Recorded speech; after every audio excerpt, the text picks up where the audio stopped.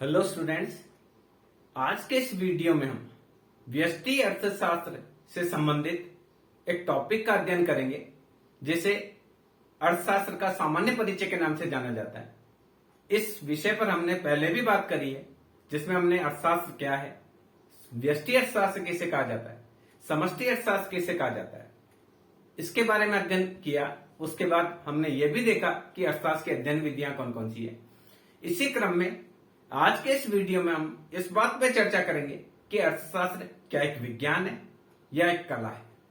सामान्य रूप से अगर आप देखें तो अर्थशास्त्र को विज्ञान में भी पढ़ाया जाता है और कला में भी पढ़ाया जाता है। आप आर्ट्स में एमए करना चाहते हैं तो एमए इन इकोनॉमिक्स भी हो जाता है और एमएससी इन इकोनॉमिक्स भी हो जाता है। इसका मतलब अर्थशास्त्र एक ऐसा विषय है जो विज्ञान का भी एक पार्ट है और कला का भी एक पार्ट है। तो क्या वास्तव में विज्ञान है अर्थशास्त्र या कला है, इसके बारे में हम चर्चा करेंगे। तो सबसे पहले हम ये जानते हैं कि अर्थशास्त्र क्या विज्ञान है। अगर अर्थशास्त्र विज्ञान है तो हमको यह देखना पड़ेगा कि विज्ञान किसे कहा जाता है। तो देखिए, विज्ञान किसको कहते हैं? केन्स कह रहे हैं विज्ञान ज्ञान का वह क्रमबद्ध संग्रह है। विज्ञान ज्ञान का वह क्रमबद्ध संग्रह है जो कारण व परिणाम में संबंध बताता है। यानी विज्ञान एक ऐसा विषय है जो कारण व परिणाम में संबंध बताता है, उसको विज्ञान कहते हैं। और विज्ञान की कुछ विशेषताएं होती है। विज्ञान की पहली विशेषता यह होती है कि विज्ञान में क्रमबद्ध ढंग से तथ्यों का एकत्रीकरण किया जाता है।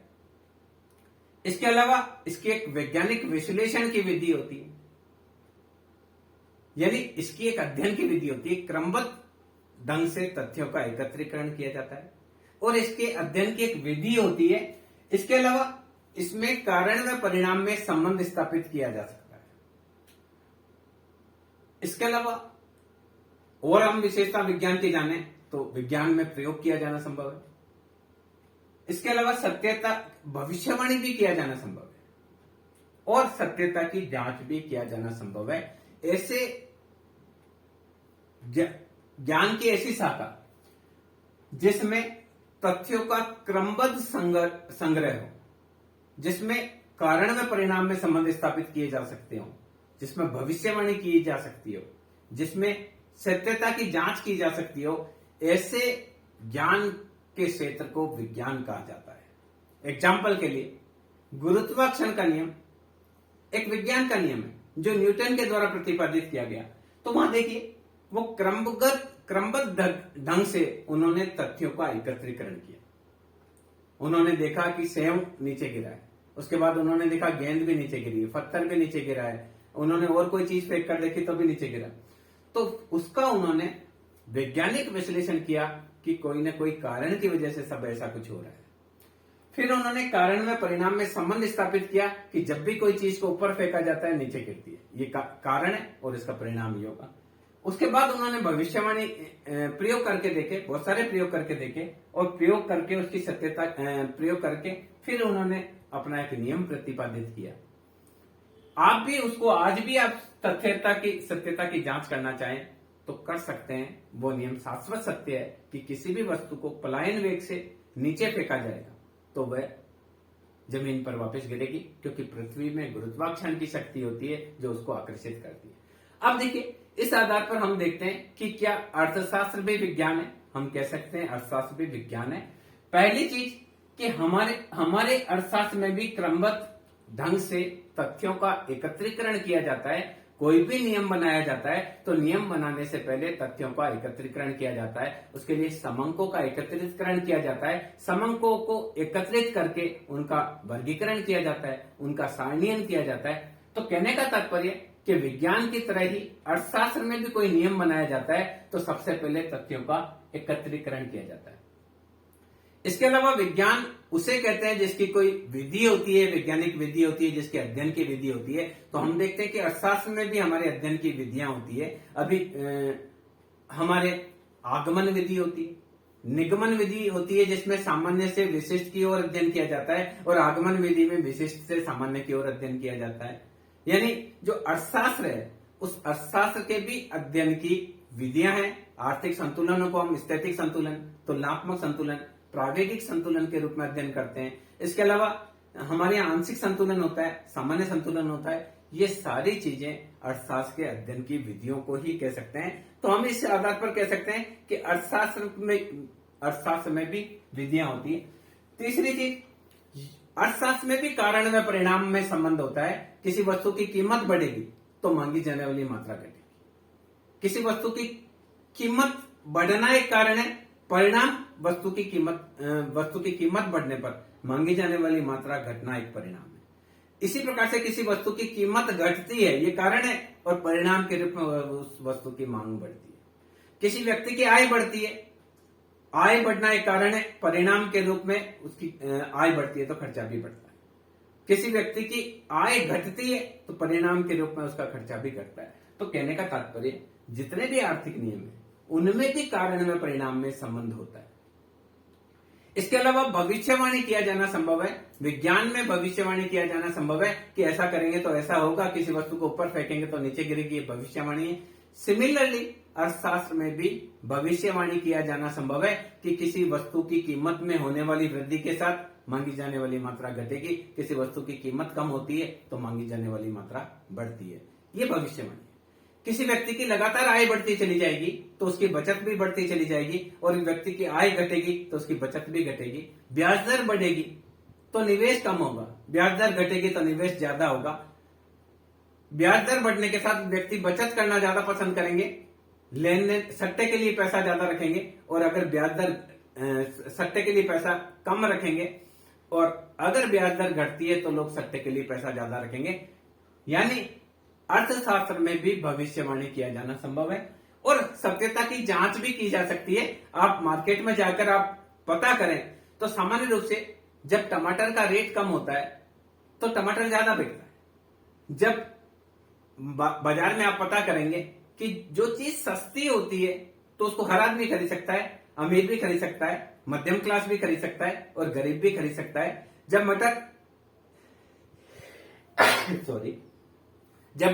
मटर बाजार में 80 रुपए किलो होता है तो केवल समाज के एक वर्ग के द्वारा ही खरीदा जाता है तो मांग कम होती है। 80 से 40 हो जाता है तो फिर धनिक भी खरीदता है, मिडिल क्लास भी खरीदने लग जाता है, मांग बढ़ती है। जब मटर 20 रुपए किलो में बिकने लग जाता है तो समाज के तीनों वर्ग खरीदने लग जाते हैं तो मांग और बढ़ जाती है। कहने का तात्पर्य, हम सत्यता की जांच भी कर सकते हैं। तो उपरोक्त आधार पर हम कह सकते हैं कि अर्थशास्त्र एक विज्ञान है, क्योंकि विज्ञान की तरह ही अर्थशास्त्र का अध्ययन भी क्रमबद्ध होता है। इसमें भी क्रमबद्ध ढंग से तथ्यों का एकत्रीकरण किया जाता है, और जैसे विज्ञान की विधियां होती है अध्ययन की, वैसे अर्थशास्त्र में भी आगमन और निगमन विधियां हैं। इसके अलावा अर्थशास्त्र में भी कारण व परिणाम में संबंध होता है। जैसे किसी वस्तु की कीमत में होने वाली वृद्धि के साथ मांगी जाने वाली मात्रा का गिरना एक कारण व परिणाम में संबंध है। इसके अलावा अर्थशास्त्र में भी प्रयोग किया जाना संभव है। आप मार्केट में जाएंगे और आप देखिए कि किसी वस्तु की, अगर आपको प्रयोग करना है कि आम सस्ते होंगे तो ज्यादा बिकेंगे और महंगे होंगे तो कम बिकेंगे, तो आप एक दिन आम लेकर जाइए, 200 रुपए किलो बोलिए, कम बिकेंगे। दूसरे दिन वही आम लेके जाइए, आप 50 रुपए किलो बोलिए, ज्यादा बिकेंगे। प्रैक्टिकल करना संभव है। इसके अलावा अर्थशास्त्र में भी भविष्यवाणी किया जाना उसी प्रकार से संभव है जिस प्रकार से विज्ञान में की जाती है। हम भविष्यवाणी कर सकते हैं। किसी समय हम देखेंगे कि बाजार में आज मटर 100 रुपए किलो गया, तो हम भविष्यवाणी कर सकते हैं कि आज बाजार में मटर वाले को कह सकते हैं कि तुम्हारा आज मटर कम बिकने वाला है। तो कहने का तात्पर्य है कि उपरोक्त आधार पर हम देख सकते हैं कि एक अर्थशास्त्र को भी हम विज्ञान की संज्ञा दे सकते हैं, क्योंकि विज्ञान के जो विशेषताएं हैं वो सारी की सारी विशेषताएं अर्थशास्त्र के नियमों में भी पाई जाती है। परंतु विज्ञान के जो नियम है वो जितने सटीक लागू होते हैं पूरी तरह से, वैसे अर्थशास्त्र के नियम नहीं लगते हैं, क्योंकि विज्ञान के जो भी नियम है वो जड़ वस्तु पर लगते हैं। पत्थर को ऊपर फेंकेंगे नीचे गिरेगा, गेंद को ऊपर फेंकेंगे नीचे गिरेगा। पत्थर में भी जाननी है, गेंद में भी जाननी है, एप्पल में भी जाननी है। तो विज्ञान के जितने भी नियम है वो निर्जीव वस्तुओं पर लागू होते हैं, जो हर समय काल परिस्थिति में सत्य सिद्ध होते हैं। आप सुबह पत्थर को ऊपर फेंकिए नीचे गिरेगा, दोपहर में ऊपर फेंकिए नीचे गिरेगा, शाम को फेंकिए ऊपर नीचे गिरेगा, रात में फेंकिए नीचे ही गिरेगा, वो जड़ वस्तु पर है। पर जो अर्थशास्त्र के नियम वो मनुष्य पर लगते हैं। हर मनुष्य के सोचने का तरीका अलग है, हर मनुष्य के समझने का तरीका अलग है, हर मनुष्य की रुचि अलग है, हर मनुष्य का आदत अलग है, हर मनुष्य की इनकम अलग है। तो अर्थशास्त्र के नियम, जितने विज्ञान के नियम हर समय काल परिस्थिति में सत्य सिद्ध होते हैं। विज्ञान का गुरुत्वाकर्षण का नियम हर समय काल परिस्थिति में सत्य सिद्ध होता है। आप सुबह प्रयोग कर लीजिए तो सत्य होगा, दिन को प्रयोग कर लीजिए, शाम को कर लीजिए, रात को कर लीजिए, बारिश के दिन में कर लीजिए, सर्दी में कर लीजिए, गर्मी में कर लीजिए, बसंत ऋतु में कर लीजिए, गुरुत्वाकर्षण का नियम हर समय काल परिस्थिति में सत्य सिद्ध होगा। पर हम अर्थशास्त्र की जब बात करते हैं तो अर्थशास्त्र के नियम उतने सत्य सिद्ध नहीं होते हैं जितने कि विज्ञान के नियम सत्य सिद्ध होते हैं, क्योंकि अर्थशास्त्र का विषय, अर्थशास्त्र के नियम मनुष्य पर लगते हैं और हर मनुष्य के सोचने का तरीका अलग है, समझने का तरीका अलग है, हर की इनकम अलग है, हर का आदत अलग है, हर का फैशन अलग है, रीति रिवाज अलग है, हर मौसम से अलग प्रभावित होता है। तो कहेंगे कि अर्थशास्त्र के नियम उतने सत्य सिद्ध नहीं होते हैं जितने कि विज्ञान के नियम होते हैं। उदाहरण के लिए मांग का नियम। मांग का नियम यह कहता है कि किसी वस्तु की कीमत में होने वाली वृद्धि के साथ मांगी जाने वाली मात्रा घटेगी। पर किसी वस्तु की कीमत बढ़ी, कीमत बढ़ने के बाद पब्लिक को यह लग रहा है कि भविष्य में और कीमत बढ़ेगी, तो हो सकता है बढ़ी हुई कीमत पर भी ज्यादा खरीदने लग जाए। कई बार कंज्यूमर ये सोचता है कि कीमत ज्यादा है इसका मतलब वस्तु अच्छी है, कीमत कम है इसका मतलब वस्तु खराब है, तो वो ज्यादा कीमत पर ज्यादा खरीदता है, कम कीमत पर कम खरीदता है, मांग के नियम के विरोध में। हम ये बोलते हैं कि मांग का नियम यह कहता है कि किसी वस्तु की कीमत में होने वाली वृद्धि के साथ मांगी जाने वाली मात्रा घटेगी, पर हर समय काल परिस्थिति में यह सही नहीं होता है।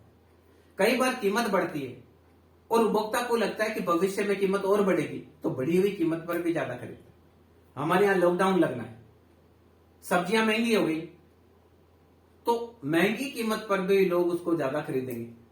किसी को आवश्यकता है, कोई बीमार हो गया, उसको एप्पल की जरूरत है, एप्पल महंगी होती चली जा रही है, पर वो बीमार है तो ज्यादा खरीदता चला जाएगा। जैसे जैसे उसकी बीमारी बढ़ेगी वो एप्पल ज्यादा खाएगा। तो कहने का तात्पर्य कि अर्थशास्त्र के नियम विज्ञान के नियम की तरह हर समय काल परिस्थिति में सत्य सिद्ध नहीं होते, क्योंकि हमारे जो भी नियम होते हैं वो नियम मनुष्य पर लगते हैं। हमारा उपभोग का नियम है कि किसी व्यक्ति की आय बढ़ने पर उपभोग में वृद्धि होती है, आय में कमी होने पर उपभोग में कमी होती है। पर समाज में बहुत सारे कंजूस ऐसे लोग हैं, आय बढ़ने पर भी वो उपभोग को नहीं बढ़ाते, आय घटने पर उपभोग को नहीं घटाते। बहुत सारे ऐसे अफवाही है, आय घट भी जाएगी तो वो उपभोग को नहीं घटाएंगे। इसी प्रकार से कई बार क्या होता है, पूर्ति का नियम कहता है कि किसी वस्तु की कीमत बढ़ेगी तो पूर्ति बढ़ेगी। बाजार में टमाटर का रेट 20 रुपए किलो है, बाजार में बिकने आया 10 क्विंटल, अगले दिन बाजार में टमाटर का रेट 10 रुपए किलो हो गया, तो पूर्ति के नियम के हिसाब से तो 20 क्विंटल बिकने अगर पिछले दिन आया तो अब 10 क्विंटल ही आना चाहिए। पर होता क्या है, खेतों में टमाटर ज्यादा पक गया तो रेट कम होने पर भी बाजार में बिकने के लिए ज्यादा गया, पूर्ति का नियम गलत हो जाएगा। कहने का तात्पर्य कि अर्थशास्त्र के जो नियम वो उतने सटीक तरह से सत्य सिद्ध नहीं होते हैं जैसे कि विज्ञान के नियम होते हैं। इस कारण से हम अर्थशास्त्र को पूर्ण रूप से विज्ञान नहीं कह सकते हैं, क्योंकि हमारे यहाँ जो प्रयोग है वो प्रयोग भी मनुष्य पर होते हैं, वो प्रयोग भी हर समय काल परिस्थिति में सत्य सिद्ध नहीं होते हैं। हम अगर ये प्रयोग करने जा रहे हैं कि वस्तु की कीमत बढ़ने पर मांगी जाने वाली मात्रा घटती है, आप आम लेकर गए, 50 रुपए किलो का आम 100 रुपए किलो बेचने के लिए तैयार थे। प्रयोग में ये आना था कि आम कम बिकेगा, पर लोगों ने सोचा कि 100 रुपए किलो बेच रहा है, इसका मतलब जरूर इसकी क्वालिटी अच्छी होगी, जरूर ये आज का होगा, तुरंत टूटा हुआ होगा, जरूर ये मीठा होगा। हो सकता है 100 रुपए किलो पर ज्यादा बिक जाए, 50 रुपए किलो पर कम बिके। द्वितीय विश्व युद्ध के समय एक किताब छपी जिसका मूल्य था 2 सेंट, वो किताब की 10,000 प्रतियां बिकी। विश्व युद्ध खत्म हुआ और उसके बाद उसकी रेट रखी गई एक पाउंड,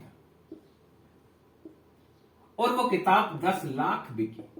क्योंकि जब कीमत सस्ती थी तो सबने सोचा इसमें कुछ होगा ही नहीं, जब इतनी सस्ती मिल रही। कीमत बढ़ने पर लोगों ने उसको देखा, पसंद किया और खरीदा। तो कई बार क्या होता है कि हमारे प्रयोग भी गलत हो जाएंगे, कारण और परिणाम में भी संबंध गलत हो जाएगा। कहने का तात्पर्य यह है कि अर्थशास्त्र के नियम मनुष्य पर लगते हैं, इस कारण से वह इतने सत्य सिद्ध नहीं होते हैं जैसे कि विज्ञान के नियम होते हैं। इसलिए हम ये पूर्ण रूप से नहीं कह सकते कि अर्थशास्त्र एक विज्ञान है। तो दूसरी बात आती कि क्या अर्थशास्त्र एक कला है?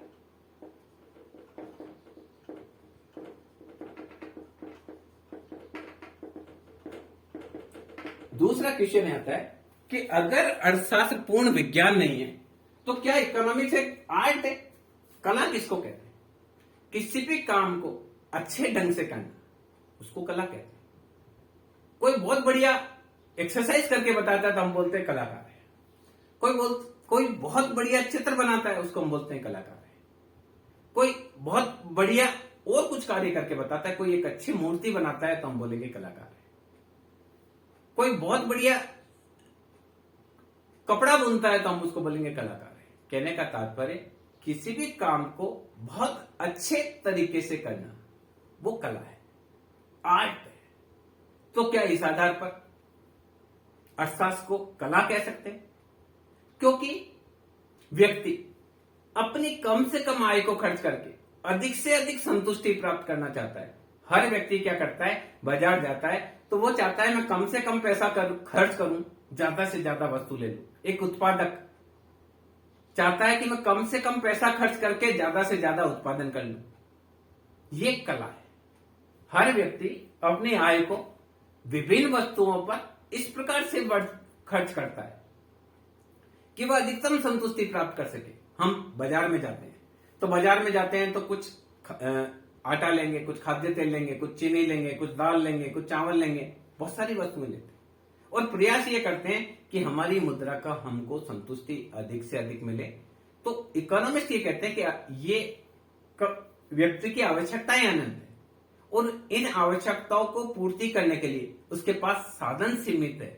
तो इस सीमित साधन से अधिकतम संतुष्टि किस प्रकार से प्राप्त की जाए, यह एक कला है। और अर्थशास्त्र, हर व्यक्ति अर्थशास्त्र में अपनी संतुष्टि को अधिकतम करना चाहता है। इसके लिए वह अपने जो साधन है उसको इस प्रकार से व्यय करता है कि उसको हर साधन की एक इकाई से अधिक संतुष्टि मिले। तो इस आधार पर कुछ इकोनॉमिस्ट ये मानते हैं कि किसी भी कार्य को सर्वोत्तम ढंग से करना, अच्छे से अच्छे ढंग से करना एक कला है। और अर्थशास्त्र इसलिए कला है क्योंकि इसमें व्यक्ति अपने सीमित साधनों से अधिकतम संतुष्टि प्राप्त करने का प्रयास करता है और ये प्रयास उसके इस प्रकार से होते हैं कि उसको ज्यादा से ज्यादा संतुष्टि मिले। तो ये एक आर्ट है, अधिकतम संतुष्टि प्राप्त करना। इस आधार पर कुछ इकोनॉमिस्ट ये मानते हैं कि अर्थशास्त्र को कला की संज्ञा दी जानी चाहिए। पर क्या सही मायने में अर्थशास्त्र कला है? क्या हर समय हम अपनी अधिकतम संतुष्टि के हिसाब से खर्चा करते हैं? देखा जाए तो ऐसा भी नहीं है। बहुत सारे व्यक्ति आदत की वजह से खर्चा करते हैं। बहुत सारे व्यक्ति संतुष्टि के हिसाब से नहीं, दिखावे के लिए खर्चा करते हैं। बहुत सारे व्यक्ति रीति रिवाज की वजह से खर्चा करते हैं। बहुत सारे व्यक्ति अलग अलग कारणों से खर्चा करते हैं। हर समय व्यक्ति अपने पैसे को अधिकतम संतुष्टि के लिए खर्च करे ऐसा आवश्यक नहीं है। बहुत सारे, जैसे आप शादी ब्याह में जाएंगे तो बहुत सारा पैसा खर्च करते हैं, वहां अधिकतम संतुष्टि प्राप्त करने का बात नहीं, वहां प्रतिष्ठा दिखाने का बात है। बहुत सारे लोगों को पता है कि हमारे यहाँ जो मेहमान आएंगे वो 2 रोटी से चावल से ज्यादा नहीं खाने वाले हैं, पर 2-2 हजार रुपए पर प्लेट का खाना बनाया जाता है। किसके लिए? प्रतिष्ठा के लिए, दिखावा करने के लिए कि हम बहुत पैसे वाले हैं। तो व्यक्ति हर समय विवेकपूर्ण ढंग से खर्च नहीं करता है। कई बार वो दिखावे के लिए खर्च करता है, कई बार वो अभिमान की वजह से खर्च करता है, कई बार वो दूसरों को जताने के लिए खर्च करता है। तो ये हम नहीं कह सकते कि व्यक्ति हर समय अपने पैसे को इस प्रकार से खर्च करता है कि उसको अधिकतम संतुष्टि मिले। तो इस आधार पर हम कह सकते हैं कि पूर्ण रूप से अर्थशास्त्र कला भी नहीं है, क्योंकि हम अपने पैसे को सर्वोत्तम ढंग से खर्च नहीं करते। तो इस आधार पर हम कह सकते हैं कि अर्थशास्त्र न तो पूर्ण रूप से विज्ञान है, न ही पूर्ण रूप से कला है, बल्कि अर्थशास्त्र विज्ञान और कला का मिश्रण है। विज्ञान की तरह यहां पर भविष्यवाणी किया जाना संभव है, विज्ञान की तरह इसका कारण और परिणाम में संबंध है, विज्ञान की तरह इसके अध्ययन की विधि है। तो कला की तरह हर कार्य को ये सर्वोत्तम करने का प्रयास करता है। इसमें व्यक्ति अपनी संतुष्टि को अधिकतम करने का प्रयास करता है। उसके पास आवश्यकताएं अनंत है और साधन सीमित है, तो वह अपने खर्चे को इस प्रकार से चलाता है कि सीमित साधन से भी उसकी मैक्सिमम आवश्यकताएं पूर्ति हो जाए और वह अपना संतुष्टि से जीवन यापन कर सके। इस आधार पर हम कह सकते हैं कि अर्थशास्त्र न तो पूर्ण रूप से विज्ञान है, न ही पूर्ण रूप से कला है, बल्कि इन दोनों के बीच की स्थिति है। अर्थशास्त्र कला भी है और विज्ञान भी है। मैं समझता हूं इस वीडियो के माध्यम से आप काफी हद तक समझ पाए होंगे कि अर्थशास्त्र क्या है, कला है या विज्ञान है। Thank you.